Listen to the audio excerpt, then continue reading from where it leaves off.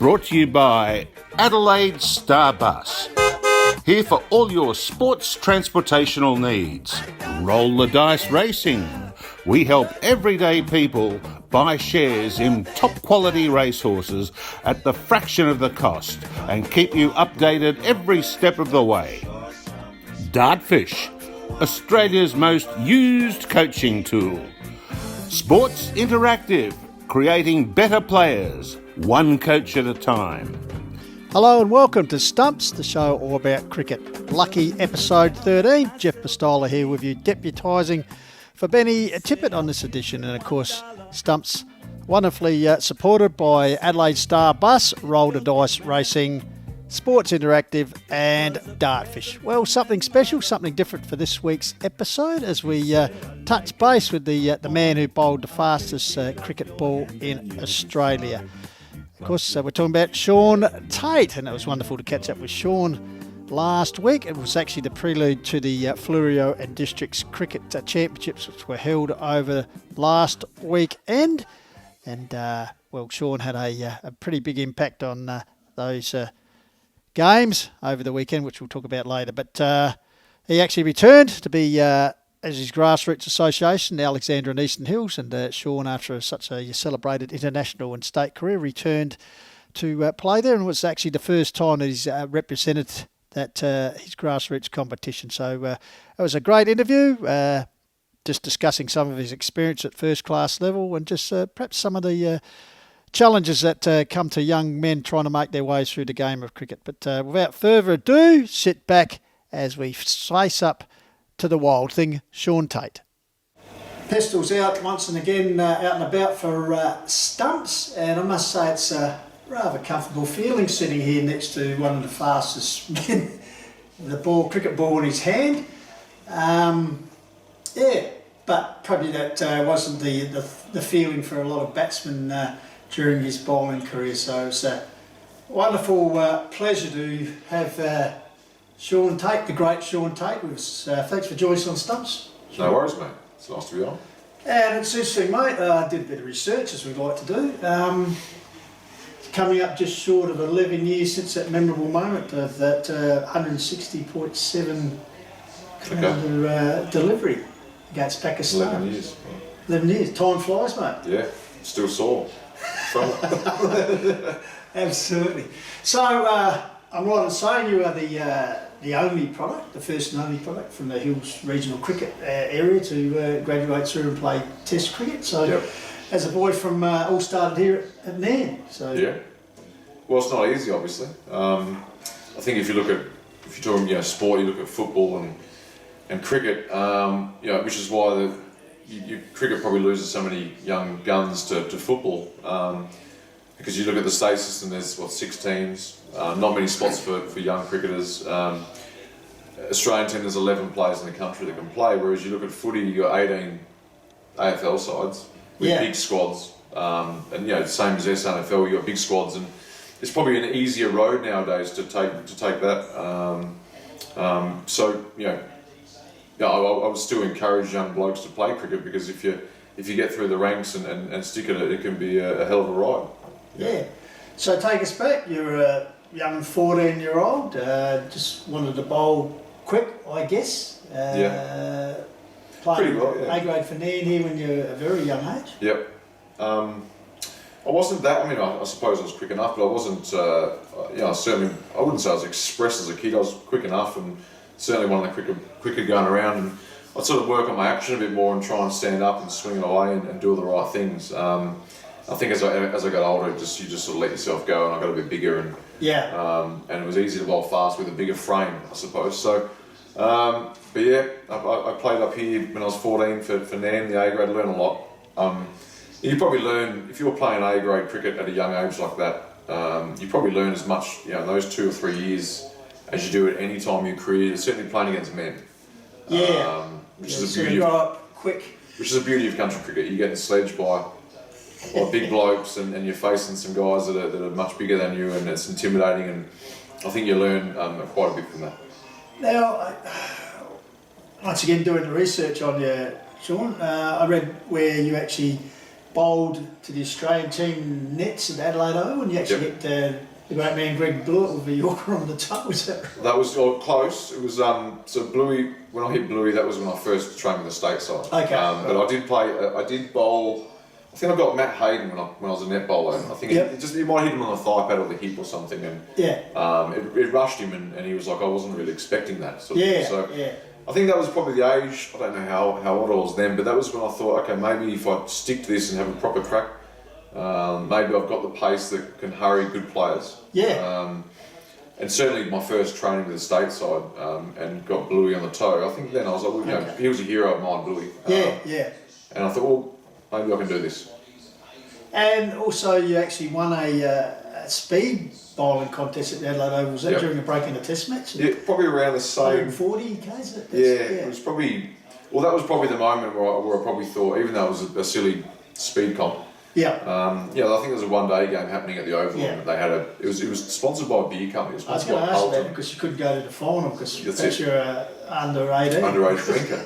So I was 17 at the time. I think I bowled 142. I don't think it was real accurate, but I still gave it a crack, and I sort of beat a lot of the A-grade men that were playing around the place, and it was sort of to find out Australia's fastest amateur bowler. Yeah. And I think I clocked the fastest time throughout the country, but I couldn't go to the event. It was at the MCG, the one-day final. It was sponsored by a beer company, and I was too young. They didn't realise that I was sitting up here at Nan drinking beer anyway. So. Hey, 2001, you actually represented the Outbacks over at Albany. How did you find that? Another great learning curve. I see some great Hills characters, Shaun Sweet and Shooter Hayden were in that squad as well. Two great teammates. I became quite good friends with those two over that period of time, and funny men. Again, just learning, playing against men. Adults, taking you out for at the time, taking you out for a meal and a beer and having a chat and just good fun. Yeah.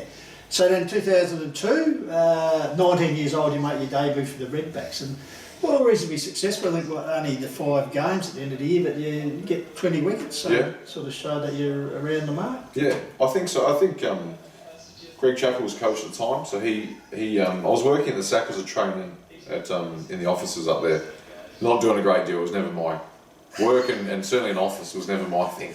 And so I think they were good. They were glad to get rid of me out of the SAC offices, and I went to training a couple of times. I think while I was working there, Chappell asked me to come to training, and I was playing A grade for Sturt at the time. And so I just went to training a couple of times, and I think that's when I hit Bluey on the foot, and they went, oh, this place got a bit of I think, chuck him in. And I think it was good timing because Damien Fleming had come to play. He injured his shoulder, so there was a bit of an opening there. Okay. So I went in sort of for him at the time.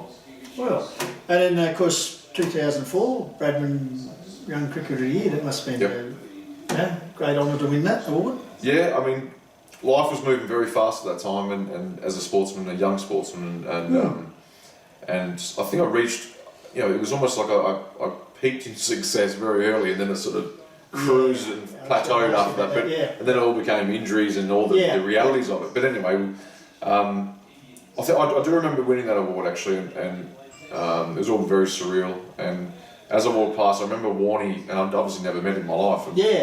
And, he gave me a tap as I walked past and said, "Well done, mate." Blah blah. And I was like, I remembered that. It was fantastic. And Richie Beno presented the award. So two heroes. Yeah. And I did read that. You actually had posters of Shane Warne. He was your cricket hero. On my cupboard at home, I had a poster of like a sunscreen. Yeah. That's like the sunscreen sponsorship I had on my cupboard. And ended up, I think when I got picked, I'm sure you touched on it. When I got picked to go to Sri Lanka, I think I still was living at home, and I still had the poster on my wall, and I was playing I was in his squad. So weird. Yeah, because I remember down at the Nano actually interviewing you about it when you got selected.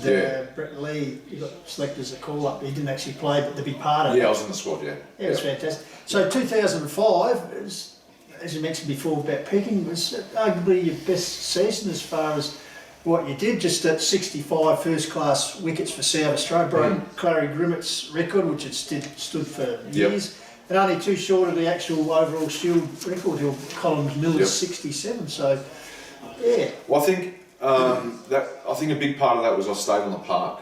I played every single game throughout the season, didn't get injured. Well, didn't get properly injured where I couldn't play. So I think I was one of those players, if I could just stay on the park, I don't think I dropped out of form too much, to be honest. Yeah. I was always, maybe a couple of times obviously, but nothing dramatic, no dramatic form slumps. It was just staying on the field. Yeah. And I was always confident in performing wherever I played. So I did I was actually up here just running around the oval constantly pre-season. I did my own pre-season type thing as well. And I got quite fit that year.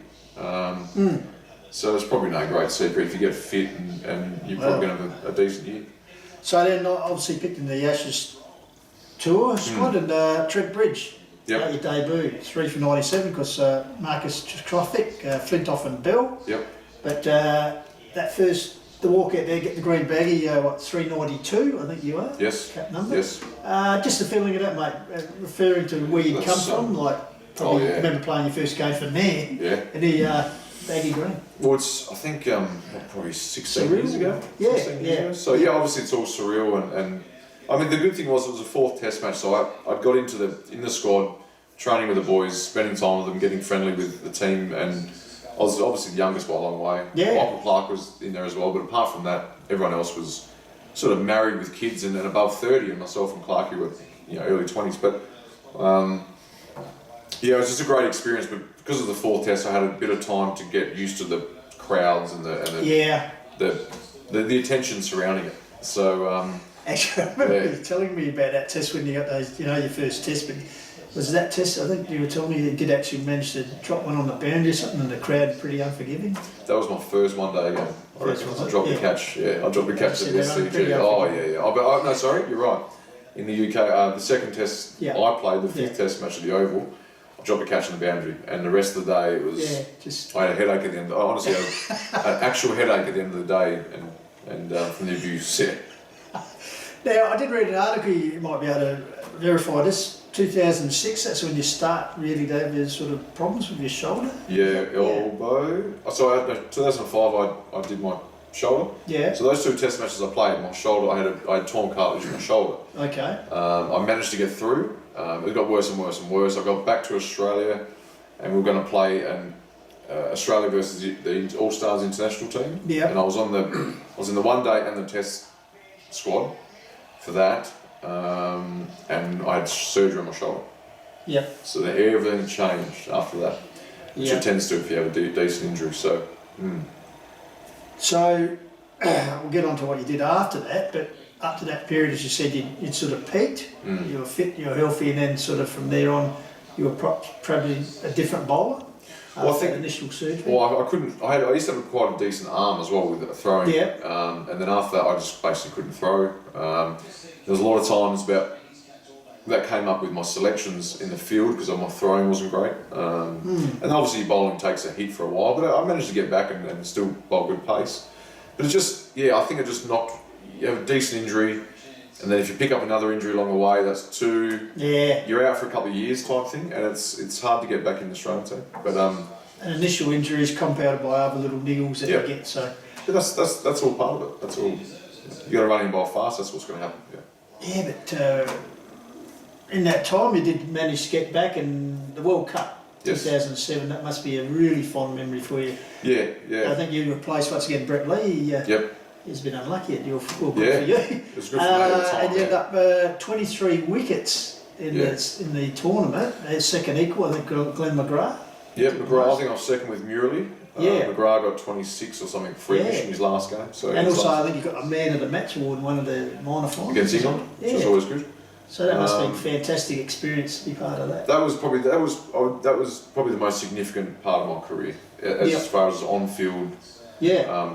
And just being a part of a team, probably the opening strike bowler almost type thing, I suppose, with McGrath at the other end, and Nathan Bracken was in the side as well, and it's just a great. I've said it before in certain things, but as far as team environment goes, on the field and off the field, I don't know if I've ever been a part of a team where you basically know you're not going to lose, and to have that feeling. Just knowing that there's no way anyone can. It wasn't overconfidence. Sloan just knew that you had the great side. It wasn't like it was more looking back afterwards, going, "There's just no way we're going to lose." I just couldn't see anyone. Maybe South Africa at the time. South Africa were very good at the time. I think they were favourites going in. We weren't favourites. I know that, but I just know that everything just felt really good for that 2-month period. Everyone getting along pretty well. Yeah. And just good stuff. Training felt good. The games, I think we won most games by a long way. Yeah. Just a great period of time in my career. And that was interesting. I think the final was almost complete in darkness. Yeah, Wasn't it? it was. It was a bit of a shambles. There was rain delays and all sorts of stuff. But fond memories there. Yeah, for sure. And of course, a few of the Hills boys. I think even your brother Jared was over. Jared was over, and a couple of lads come over and carried on and held up signs in the stands and all that sort of thing. But it was good. It was great to share it with them as well. Of course. Jared and Chucky Burkett. They came in the dressing room after the game. And they got to experience the change room celebrations and just loved every minute of it. That would be absolutely something brilliant. Good fun. Yeah. So then you come back, but then really play once again with. It was elbow. Elbow was playing up at the time. It just got worse and worse and worse. And I had surgery. I think after the World Cup, actually, not long after. A couple of months later, I ended up having surgery on my elbow, which never really recovered properly. Just one of those things again. And I sort of got through it, and then had another surgery, and I ended up with 3 of them. But overall, how many operations have you had? 4, which is actually not that bad, to be honest. I think what saved me from any more was playing 2020 cricket by the end of it and stop the 4-day stuff. If I continued on in long form, I'd be sitting here with 10 surgeries on my belt for sure. Yeah. So initially the shoulder and your elbow. Shoulder, which actually ended up alright. I only ever had 1 on that, and the elbow I had 3. So that just continued to plague me throughout my career. That was the big hump for me to get over in my career. It was, I sort of, talk about form and getting over things in your career and whatever. It was never usually the opposition or never the conditions, or it was often myself and my body. If I was always fighting against that. Now, you've probably seen the article yourself, but Adam Gilchrist relating to a fact there was a spell you bowled in a T20 game against New Zealand at the Wacker, and he said it was by far the fastest spell he's ever kept to. I think that was the game. It was a one-off T20. It was a T20 against New Zealand, a really fast wicket. Myself, Brett Lee, I think Mitchell Johnson was playing, and we had Ashley Noffke at the time, so pretty good attack. And I remember after the game, I said to Binger, I can't remember how it went, but Brett Lee and myself basically said that was the fastest we'd both ever bowled. We sort of agreed. And you don't normally talk about how fast you bowl all the time. You don't want to be a big head and all that sort of stuff. But I remember mentioning that's as quick as I can bowl, I think. And the wicket was fast, so you end up seeing it go through fast and you get a bit of an extra level. And they didn't have the speed gun. So you might have. It would have been around. It would have been around 160 for sure. No doubt about that. Both of us. As it was. And of course, you get one more test in against India, and then just obviously, as you said, things in on top of injuries and stuff, and you took a break from the game. When you look at it now, because it's probably more documented these days, Shaun, when you look at the blokes who have taken away, but back in those days, perhaps was there the support for you? No, it was pretty taboo, to be honest. We're looking at 2008. What's that? 12 years ago. More. So even that, it was quite taboo at the time. But the thing is, for me, it's almost like, seen as admitting a weakness. Of course, and I can 100% understand that. But it was just one of those things where I just couldn't. My body was packing in. Like that Test match I played, I had to lose some skin folds. And I was always trying to lose some skin folds and all this crap basically. At the time, I thought it was, and decided to do an extra boxing session 2 days before the Test match. And I did my hamstring, just a little tear, like a little twinge. Doing the boxing training, and I was pretty angry about it, to be honest. That far out from a Test. And I played pretty limp, but I was okay to play. But I was not right, nowhere near 100%. And I think the frustration of that built up. I wasn't bowling well. I was all sorts of frustrations coming to it. My body and whatever else. And I was sort of sick of. I think I was sick of the. I can't remember, but I'm pretty sure at the time I was sick of the attention. I was sick of. I suppose not expectation, but I suppose expectation in the squad, whether it was the coach or the fitness trainer and this and that. And I just wanted to get out for a bit. That's all. And so I probably had 2 or 3, 4 months off. I can't remember how long it was now. And I sort of made the decision at that time that 4-day cricket for me, long form cricket, just wasn't going to. I wasn't going to be able to keep doing it for a long period of time. And the 1-day route. I I thought I could extend my career further, which in the end happened. I didn't have a. It would have been lovely to play 30 Test matches and all that stuff. It would have been great, but I don't think I would have played to the age of 33, 34 if I'd not made that decision. Yeah. So Yeah.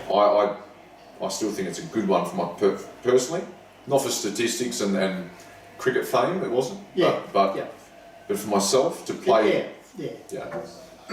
I basically, I didn't want to be doing the poster round or whatever you want to call it at the age of 28.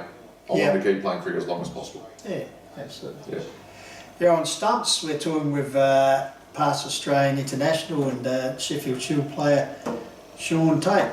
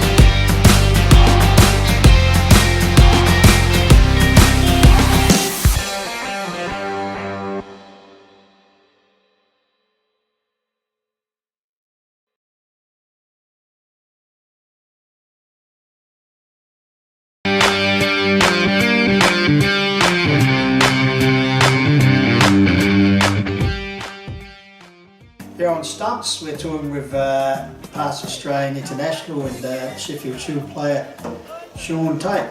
Now Shaun, you do get back and as I said, you recorded that fastest ball on Australian soil.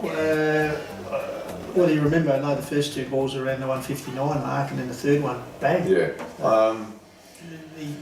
Was everything right that night? Yeah, it was just one of those things. Everything was right.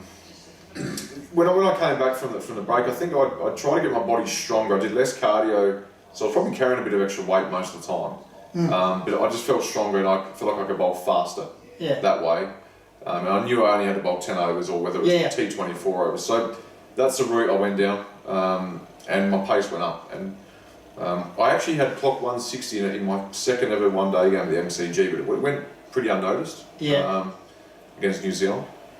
And then this game against Pakistan was 2009? 2009? 2010.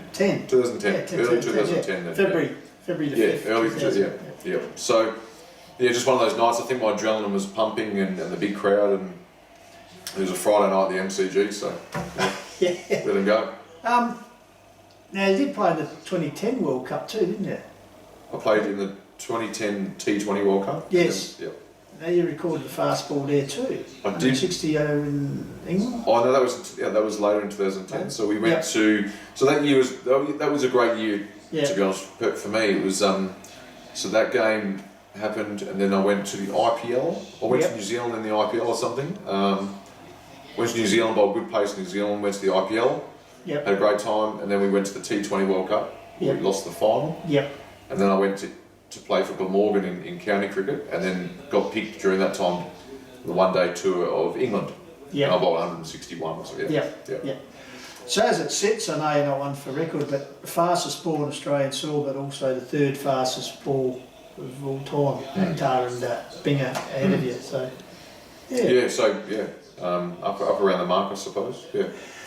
As you related to the injuries, the highs and lows which you've been through, do you find now more of the trend of some of the better cricketers now are finding that they settling into the T20 thing, because you make a pretty good living out of it going around the world. Obviously, you've been all around the world playing T20 cricket. Well, I think for me it was purely a body thing and what I could do, and then that was a good way for me to do it and finish off a career and continue to play professional cricket. I thought I've probably done all I can do physically and whatever. I've played for Australia and the one-day stuff, So T20 cricket was great timing. The other thing is, it's what I'll say about T20 cricket. It's very difficult to play for Australia. There's 11 people in the country that can play for Australia, so a lot of these guys are probably never going to do that. And certainly, if they do, they might only play a couple of games. There's not that many that play a large career for Australia. So that's the thing that people don't talk about T20 wise is going down that route just gives you an opportunity to play 10, 15 years of professional cricket. I don't think there's anything wrong with that. Yeah. You're going to get paid a lot more money when you play. If you play for Australia, you get paid a lot more money than you do just playing T20 cricket. Yeah. So it's not. It is money chasing because it's easier. You play in this league, that league, get paid pretty well. Not great, pretty well. But if you play for Australia, you get paid shitloads. Yeah.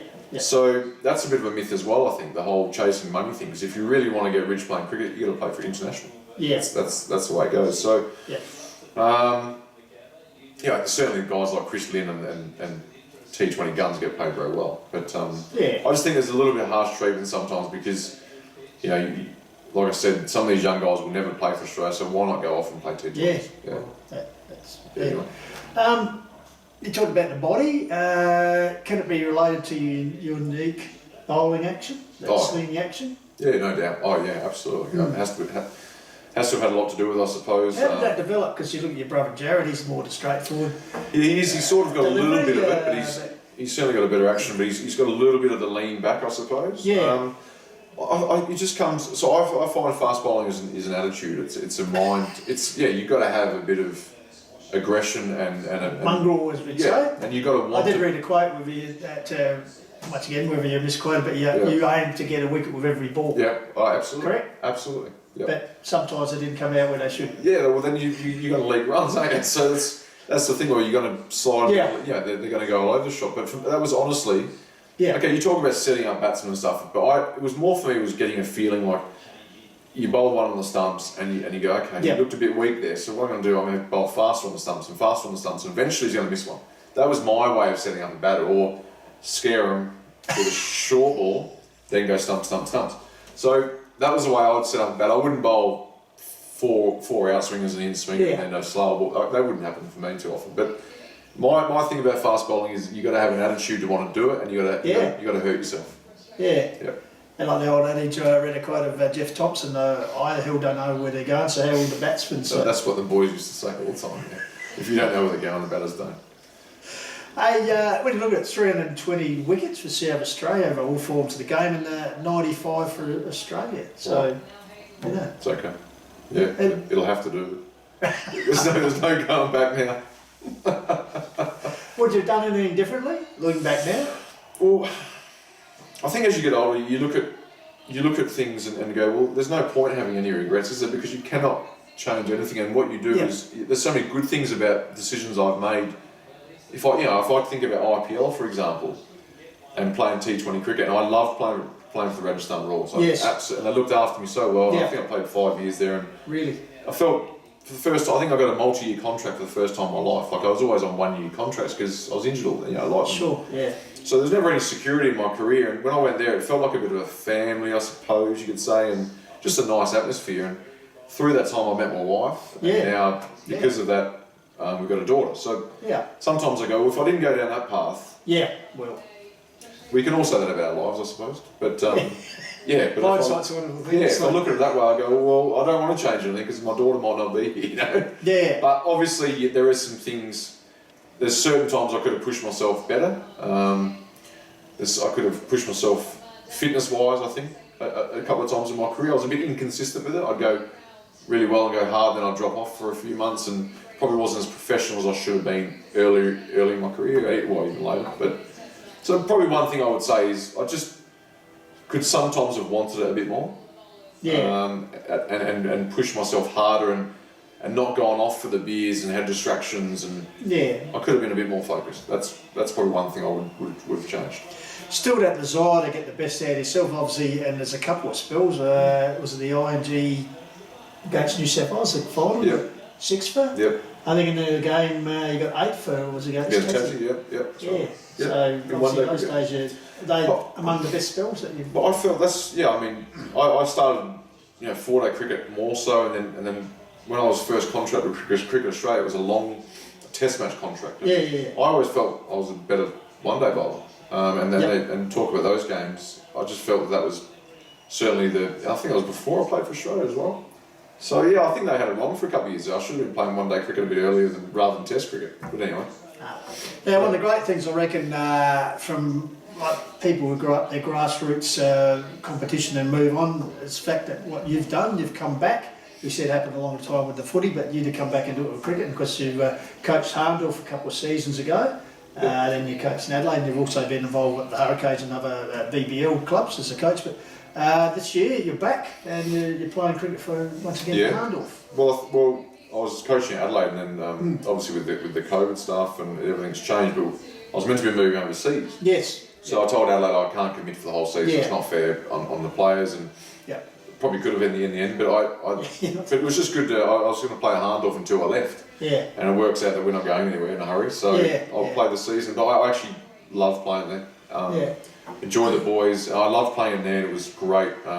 They're moving over for a bit of a new challenge, I suppose. I was going to say, you come back to Nam and they won 8 in a trot, and you were part of it, 3 or 4? Yeah, 4 of them, I think, or something like that. Yeah. So then the big move that you and your brother Jared, who were so much entwined in the Nam Cricket Club, moved across to Harndorf. Moved to Harndorf, and it was a good challenge, and they were sitting sort of bottom rung, and not we, but a lot of us together got us back up to the top. And unfortunately, the grand final. Yeah, that was probably the worst loss of my sporting career. I was going to ask you about it, because I know you've been in a few. Well, you've been deprived of team success, obviously, with the Redbacks, etc. Had success with Australia, but Harndorf, and I think they only lost the 1 game or 2. We didn't lose many. Yeah, we certainly should have won that game. The grand final went down to the very last ball, a drop catch. We did the last ball, but I'll put my bad captaincy. I'll take the blame. But no, look, that was but it was still great to be part of those games, even though you get that was heartbreaking. That was as bad as I felt after any game of sport my entire life. Yeah. Absolutely. We just should have won that game. So, anyway. But I think that's my way. I suppose, you see football, ex-football players will come back to the country because obviously get paid, but they'll come back to their clubs. You see Yenchi back at Harndorf and what he's done there. But I think there's not many cricketers that do it, if any. And you go all around Australia, there's not many that would do it. So I just thought that for me to give back, I don't get involved in a heap of charities and all that sort of thing. I'm not, but just playing for as long as I can in the hills, if that helps in any way, shape or form, great. Great. But I think that's fantastic for you. As you said, you don't have to prove anything to anyone. I'm a batsman up here. I was going to say to you, you were sort of, let's say, not the world's best batsman. Did you spend a lot of time on your batting? I did as a youngster. As I got older, I gave up. But since you've been back here, you perhaps you realise you should have played as a batsman. I should have. A couple of tons and... it would have been a lot easier on the body. Hit the full for you. But this time you've been back, obviously you've seen some good cricket talent developing here in the hills, and perhaps there should be... With footy, you get a lot of guys who go down to Sturt, the Nords, etc. But it seems to be a lot of talent in the cricket. They go down, maybe play 14, 16s, but really there's not the amount of talent guys in the hills who pursue a district cricket career, is there? There's a few sprinkled around. I keep hearing of, not many guys that I know, but there's, talk to a few of the Harndorf guys. There's been a couple of guys in and around the ranks. You hear a few. I think East Torrens got a couple from Logie, but a couple of young Nan guys have gone down to Sturt in the juniors. It's quite hard. Like if you've come down from the hills into a grade club. It's not as if they give you any favours or anything. It's sort of you got to show your mettle really early, get stuck in. I think that's one thing. I think I felt that I did. I went to Sturt when I was younger, and I bowled as fast as I could in the nets and try to make an impression. Yeah. So when you go to town, you got to really. We're going to look at this play. Yeah, it's like footy. You go, okay, he's fit and he can get a few kicks on the wing, or you can do that. But in cricket, you really got to make an impression. Yeah. And one of the big things also coming up shortly, the Flurio District's carnival for the Maya Shield, and of all the things you've done, you've never actually represented ANEH in the Maya Shield. No. You're actually going to be captaining them, so it's a bit of an honour, I suppose. Yeah, well, it's just I never ever intended on playing just that stuff because it was not about proving myself or anything like that. I just wanted to play at the club and get on with it on Saturdays. But I think it was. I suppose, speaking of Joe Hill, he just wanted to make a bit more of a deal about the association team because it's hard to get players to commit to this stuff. Yes. And in the past, I don't think many of the better players have committed. So this year they wanted to make an improvement, and they wanted to emphasise that playing for your association is actually a thing. So he asked me if I could captain, and I said yeah. So you've got the 392 cap, you've got the Redbacks cap, and now you have the only Yates blue cap. Baby blue, is it? Yeah, so beautiful. you'll have the collection there. Yep. now, the clothes, you always strive to do 6 of the best, as in 6 deliveries, so we've got 6 deliveries here, Sean, if I can just a bit of a question and answer here for the Stumps viewers. Alright, I don't know if you've read this, or heard of this, but I was quite amazed when I was doing the research the other day.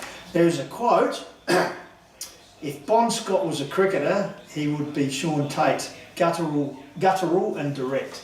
Has been harsh and straightforward and direct. Yes. Have you heard that one? I don't know.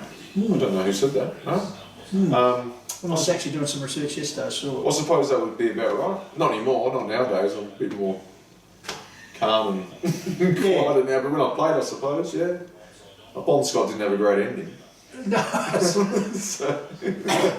On the flip side, would you have been a good lead singer for AC/DC? I would have loved to have been lead singer for AC/DC. What was your go-to to pump you up? Did you music? Oh, I did. Mate, my music is real.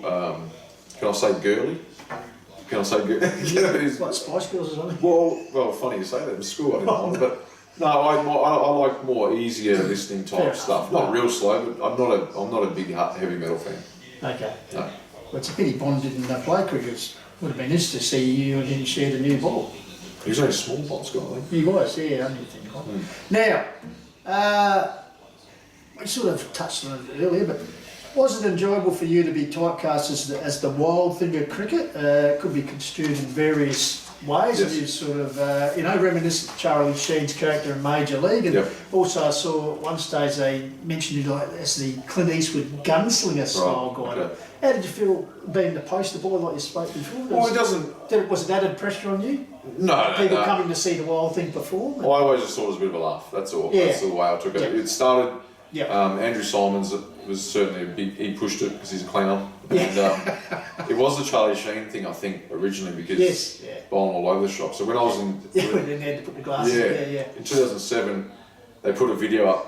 We come in for team meetings every few days, and they put a video up on the screen, and we sat around.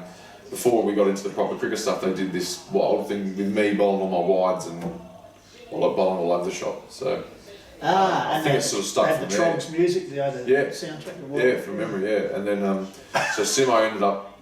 He said it on a TV one night, I think, and it sort of stuck from there. I didn't make any money out of it. There was no sponsorships or anything. Well, so it was no good. Could have copyrighted it, but just imagine, you know? So no, it's just a bit of fun. Now, as you say, your lovely wife and you spend a lot of time in India, so you are actually an overseas citizen of India. I am. I'm quite proud of that, actually. Just as a sidelight, mate, with the injuries they had, could they have, in the current tour, could they have called you up? It was pretty late in the piece, I think. It was a bit too late. Maybe if I was 20, I could have. All right. Just like they do in Australia, the citizen test, obviously you had to do it in India, so it's some of the important questions similar to what they have here in Australia. So ours relates to Don Bradman, because that's something you've got to know, all Australians. So, 3 questions, Sloan, that you should probably know. What, being an Indian citizen now, what is Virat Kohli's test average? 58. No? No. Test average, batting average? I looked this up yesterday. 53. Well, we'll pay that, 53.41, because everyone's got to know Don Bradman's. Gee, I gave him a good rap there, 58. Yeah, no. Now, familiar with the country? How many states are there in India? Oh, bloody. Come on, you're in India. I actually know the name of most of them. I just don't know how many there are. There'd have to be something like... I know there's 30-odd state cricket teams now, so I would say states in India, there must be... I'll go with 50? 50? 50 something? No. It's diverse. There's so many states and so many unions, whatever they are. So I just want the states. Okay, first class teams. I think there's honestly about 38 first class teams now. They've just added a few. So I'm guessing there must be more. I don't know. There's actually 29. Apparently, 29 and 8 unions, whatever. There you go. Being familiar with your home country. I hope they don't listen to this because they might kick me out. Or they might just review your citizenship. Now, the final one. Who is the Prime Minister of India? No, Narendra Modi. Very good. Very good. So, given that, that's not bad. We'll pass great. it. We'll pass it It's through not great. Australians. Glad my wife's not here. Yeah. Hey, of all the different languages in there, you're quite proficient in. Not, I Because you used, do a bit of commentary, I think. I do, but it's all in English, which is okay. But so, Yeah. I know I can understand a bit of Hindi. Yep. If my wife's talking to a sister or something, I can understand what the gist of the conversation. But and I've actually probably somewhere here got some. I was doing some lessons every night during the lockdowns and things that Okay. have been going on. But it's just so hard for me to learn it. Yeah. It's very difficult. Yeah. So I'm not great, no. Now, I asked you once before and you didn't say much about it, but similar to Brett Lee, any Bollywood roles for you? Or? I actually have been in one movie, Really? which was it was more just cricket stuff. Oh, okay. But I got asked Did to you be. play yourself? Or? Yeah, I was just batting. I think Andrew Simons. Batting, well, that Talk could about be Andrew better. Simons run out. So Simons was in there. There's a couple other guys. Really? But, yeah, and then there's another time when I was actually spending a lot of time in Mumbai and. I got a phone call and they said, "Do you want to come up to Delhi for a few days of filming for a movie?" And I was like, "Oh, that'd be great." But then something happened. I had to come back to Australia. Okay. I think I was coming back to play for South Australia like Yep. last minute. Yep. Anyway, and I didn't go to the movie, and it won all these awards, and it was critically acclaimed, and I could have been in it. So what would you play? The bad guy? Well, I would. Romantic interest? If I was in it, I don't reckon they would have won too many awards. It wouldn't have been critically acclaimed. So. All right, now, who was or were the best batsmen you bowled to and the wicket you experienced, you treasured the most? Well, I got Sachin Tendulkar out in my last one-day game. So he was Really? my last one-day wicket, I think. And yeah. So talking about India, and I have to say that's probably my most cherished wicket, I would think. Yep. As far as just a play individual goes. Best players I've played against, I mean, Kevin Peterson was very difficult to bowl to. Short form cricket, I had a great contest often with Brendan McCullum. Yep. Him and I used to go hammer and tong and into each other as well, but we ended up being mates off the field. So those two, modern day, and Kohli you could probably throw in, but yeah, obviously Sachin, I'd put him right up there. If we see some footage of your bowling there, Shaun, and obviously like most big fast bowlers, and as you said, the aggression and everything, and you never seem to smile, you never seem to show even a bit of emotion or happiness when you got a wicket, because you knew you hadn't finished the job, you had to get more. I think Is so. that right? I As suppose far as, so. did you have a few words to say out there? I did. I used to nothing intelligent. It was just a few swear words. It was my job was to try and intimidate the batter, so that was my thing, Yeah. and Yeah. didn't often work. Did sometimes. But I suppose I used to joke around a lot. When I wasn't bowling, I couldn't take a lot serious in my career. I took the piss a lot, and in the change rooms or when I was fielding, I really didn't take a lot serious, apart from when I was actually So if bowling. you're down on the fence, you'd actually have a bit of banter with the crowd? Oh, is yeah, that so? yeah. Yeah. Yeah, so, there's one thing you talk about, things I could have done better, is probably take myself a little bit more seriously, but Yeah. but when I actually was bowling, and certainly playing for Australia, I took it fairly serious, yeah. Yeah, yep. Now, final one here, big fella. Given your form in Onka Valley's 2000 Colts Premiership team and your appearances in the Little Heroes slowdown matches, do you sometimes think of a budding AFL career was nipped in the bud because you chose another code? Well, what we've spoken about so far, there's two reasons why I didn't know. One, probably not taking it seriously enough, and the other one, probably to play AFL football, you have to push yourself fairly hard on the training track consistently. I don't think I would have been consistent enough with my professionalism to do that. I think I would have messed around too much and maybe taken the easy road out of football instead of running laps around the oval. But I could play footy alright, but I just wasn't. I probably wasn't serious enough about it. Yeah. So are you saying you weren't a good track horse? Well, I was alright if I wanted to be. I was okay, but yeah, I'd probably be a bit lazy for AFL football, to be honest. But that's okay. Cricket's a bit more of a social game as well, where you can Yeah. spend a lot of time downtime, and I was quite good at that, and I was happy with that. So, Yeah. I mean, I don't think I would have been good enough for a start, but they're the other reasons. You never know. It's You okay. never know. So obviously in your career, we talked about Lords, Nan, Ashbourne, Lords. You've played in some of the unique cricket grounds in the world. Wistow Hill. Yep. Play some Yeah. beauties, yeah. It's a lot of overs, mate. And obviously the body is called time on it. Yes. Back, as you said, 2017, that's when you gave away all the sort Yep. of major stuff, but you still enjoy, you still roll the arm over, what, I do. off a couple of steps? I do off a couple of steps, yeah. Yeah. Well, I'm not making any runs this year, so I've got to make up for it with the ball. But I must say, as anything enjoyable I've done in my career, coming back to play at Nairn and now Harndorf has been right up there with enjoyment-wise, absolutely right up there. So I know it's not the top level, but you know, just a camaraderie and I love going out on Saturdays and playing. It's great fun. Yeah. And of course, if anyone sort of has a bit of a sledge at you, mate, you've never heard it all. I've been in a few. This year I said to myself, no more fracas in Alexandria cricket because I'm getting too old for that. And yeah, I've been in a couple of little fracas. But so I suppose you see that the competitiveness is still there. And when you stop doing that or you stop caring about getting out, that's I'll say that to the Harndorf lads. You know, I've been in pretty ordinary form this year. If I stop caring when I get out and don't contribute to the team, then it's time to. It's rather unique that in honour of what you've done, actually down here in Nairn we have the Shaun Tait bar. Yes. But also the Alexandria and Eastern Hills Cricket Association Cricket of the Year award is actually the Shaun Tait award. So there's a prospect of seeing you present it to yourself. Well, not anymore. You take it home yourself. Not anymore. No, it's a bit embarrassing, isn't it, really? But, it's a great honour. But yeah, mate, that's another reason why you come back and play as well. Because if they're going to be good enough to name a bar or name an award, then I'll give a few years back and play. Yeah.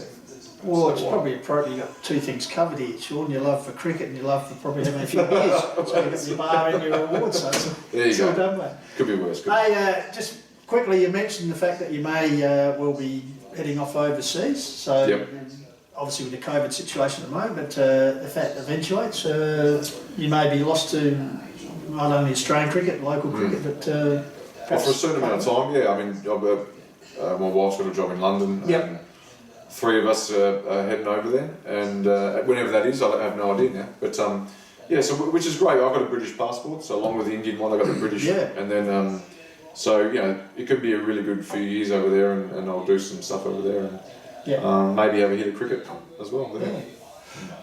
And one last delivery. Obviously, when you play Nairn, that was supposed to happen earlier in the year, but because of injury to him. But have you got a special plan to get Jared Tait out? Yeah, well, just in the backyard. You never played against him? Never played against him. Yeah. No. He's in a bit better form than me too this year. Well, he's had an ankle injury, hasn't he? He has, but you know, with the bat, I think, I'm not actually looking forward to bowling to him because he gives him a whack.